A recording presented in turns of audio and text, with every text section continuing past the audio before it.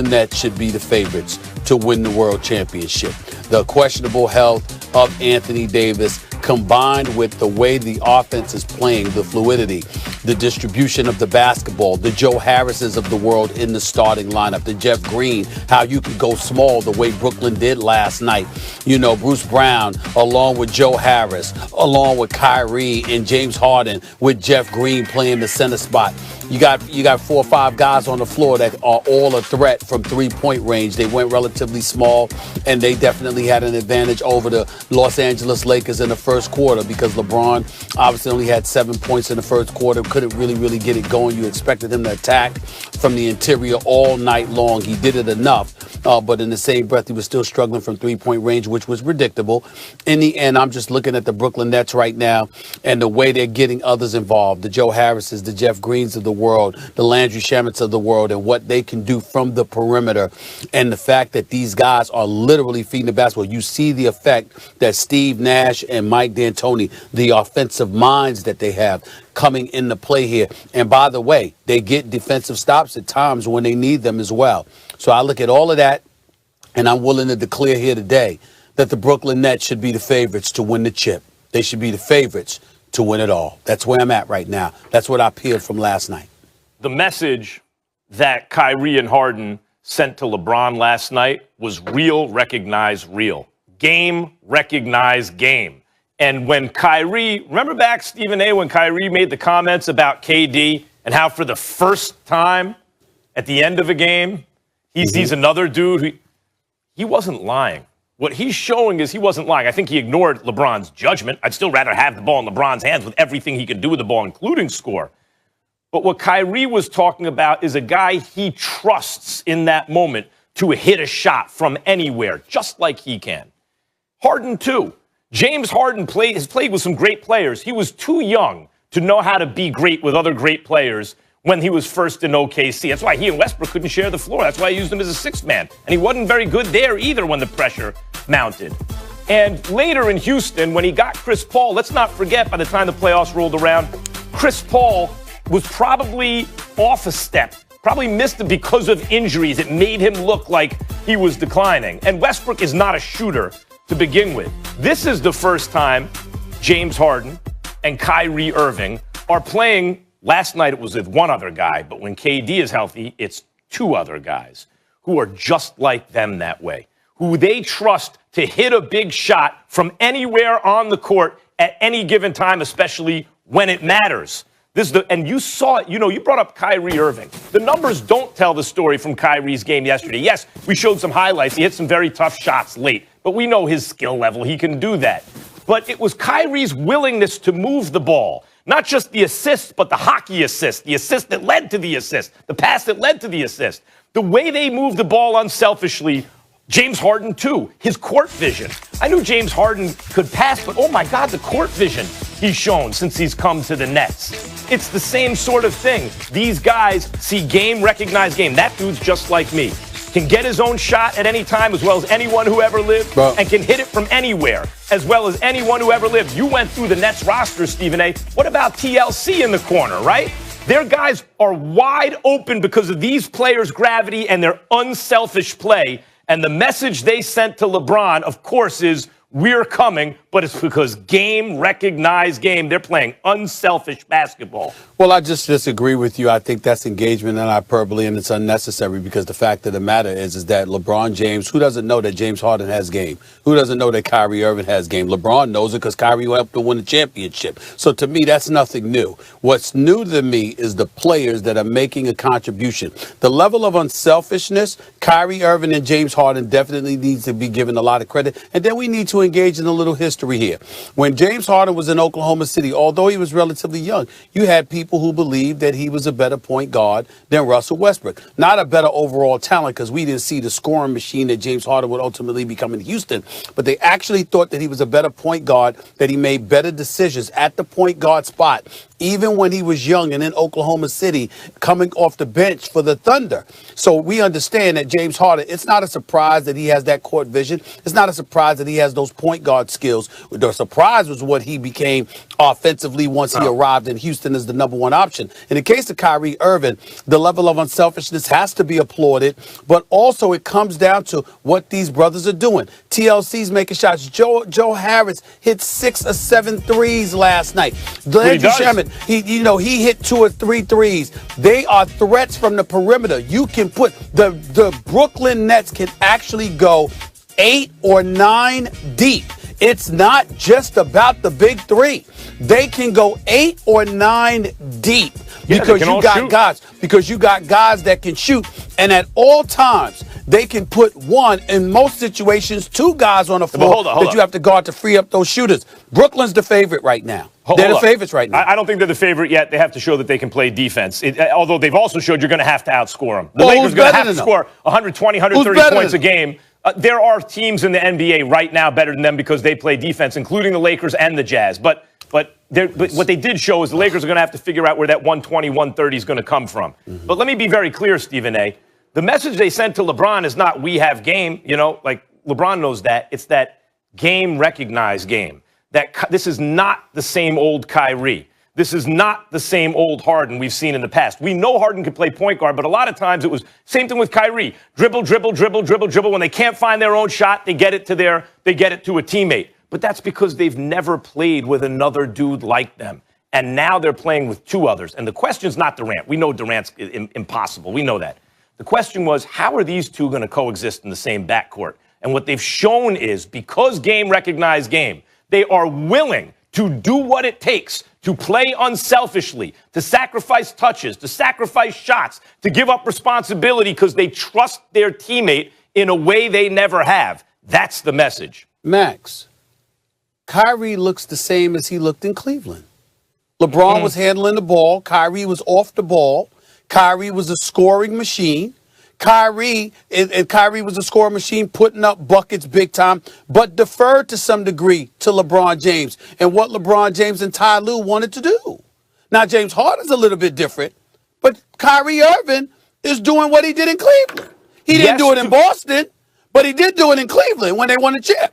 To an extent, because he was a young guy on the way up who'd never won before, and he was playing with a player who people are arguing is the greatest of all time. And even then, we're starting to talk about, is he rival after the win against the Warriors at Oracle in 2016? Is he rivaling Michael Jordan? That's when Kyrie played with him as a young player. That's entirely different. Then, forcing his way out of town, not really being able to get along with others on the court in Boston because he played with good players but not great ones, and now showing up at this point and sharing a backcourt with Harden. That's a different story. You're wrong. The only difference between Kyrie now and Kyrie then is that Kyrie did it begrudgingly in Cleveland. Now he's happy because he's with a teammate he wants to team with in Kevin Durant and James Harden. He didn't want to be there with LeBron. He wants to be here in Brooklyn with Kyrie, with KD and Harden. That's the only difference. But the game is similar.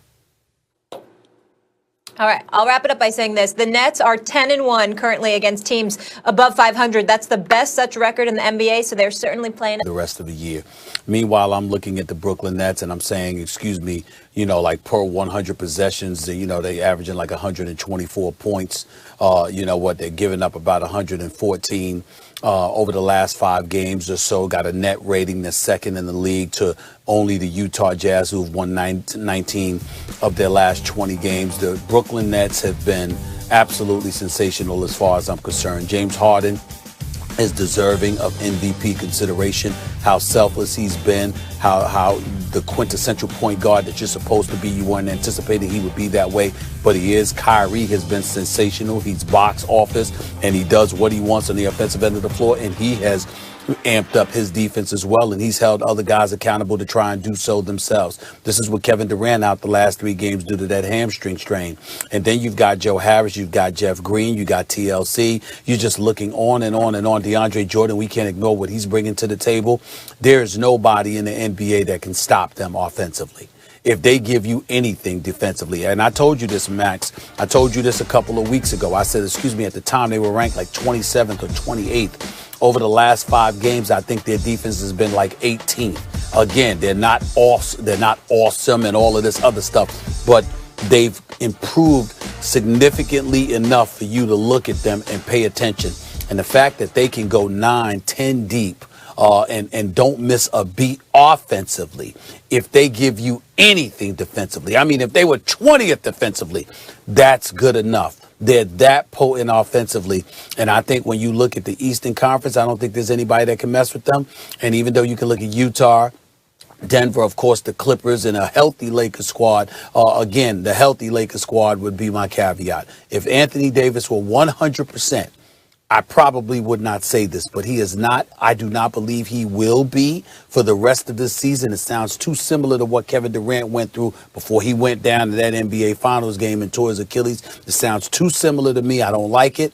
And as a result, I'm going with the Brooklyn Nets. I think the Brooklyn Nets should be the favorites to win it all, to win the chip. Well, I'm assuming health for Anthony Davis. I mean, they're going to give him a nice long rest. Don't forget, when KD was in the finals, he came right back and played on that so-called calf injury. He was gone about 2 series. Okay, but you and I were on the road doing the show from the Bay Area, and what did I say? Like, don't play in this game. This is obviously an Achilles. No, the team doctor says, no, of course it was. It was right. You know, the calf bone's connected to the Achilles bone, apparently, because of course that's what happened. Different for AD. AD has a nice long time to rest up. Now, assuming that AD is healthy, the Lakers are the team to beat. They're the defending champions. No one really extended them. The Heat took 2 games from them. That was extending them. But before that, they gentlemen swept the Western Conference, including a Denver team that not only gave the Clippers all they could handle, but beat the Clippers. Lakers lost 1 game to them. They lost 1 game in each series up to the finals, and they still didn't get taken 7 games. Now, it's one thing if you say, yeah, but they lost this piece. They improved. Lakers improved since last year's team. And the thing about it is, they're the one team, the Lakers, when healthy. Stephen, if they don't have AD, don't bother showing up because they might not get to the finals. Probably they won't get to the finals without AD, let alone beat whoever's there out of the East.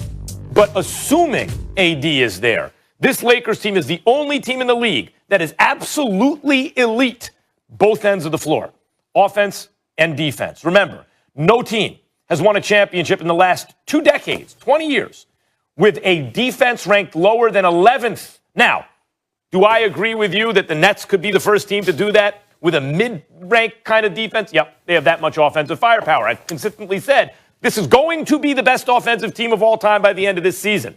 But they're going to have to play defense. So because they haven't really done that consistently yet, I can't make them the favorites when the Lakers are the champions defending and have improved, presuming health for AD. I'll tell you something else.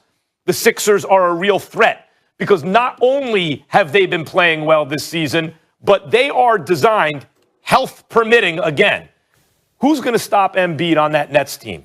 Like, that is a bad matchup. He is going to get his. And the Sixers can also shoot, and they can play defense. All things considered, do I like the Nets to beat them? Yeah, I do. I think the Nets will play good enough defense. But that's a tough series. It's not a given. I'm not saying it's not a tough series, but threes will beat twos any day of the week. And I think that when you consider the marksmen that the Nets can put on the floor all at the same time, I think that spells trouble for the Philadelphia 76ers, particularly with Ben Simmons refusing to be a perimeter threat. That's number one. I think that you have to look at it from the standpoint that the Philadelphia 76ers have tailed off a little bit defensively over the last few games. If you're paying attention to them, we've got to pay attention to that and keep our eyes on that. I think Seth Curry should be shooting the ball more, not less, but that hasn't been the case as of late. That's something to point to. And then I also think about this again. You talk about Kevin Durant. Kevin Durant had strained his calf back in, 2019. I think it was like May 8th. Mm-hmm. May 8th. And he came back June 10th, Mac. That was a month and 2 days. Now, obviously, he could have sat out longer, and we get all of that, and we can assume that Anthony Davis probably will need to sit out longer as well. But my attitude is that if you're holding your Achilles, if you're holding your calf area and it's tinkering with your Achilles, then you know what? It's dicey, man. And even if you come back, I have to imagine that you're not going to be 100%. You're going to be very, very concerned about that as well. And the Brooklyn Nets ain't a team that you want to go through having those kind of issues going on, considering what they bring to the table offensively. So I just look at it and I just say right now, because Anthony Davis, I think that his health situation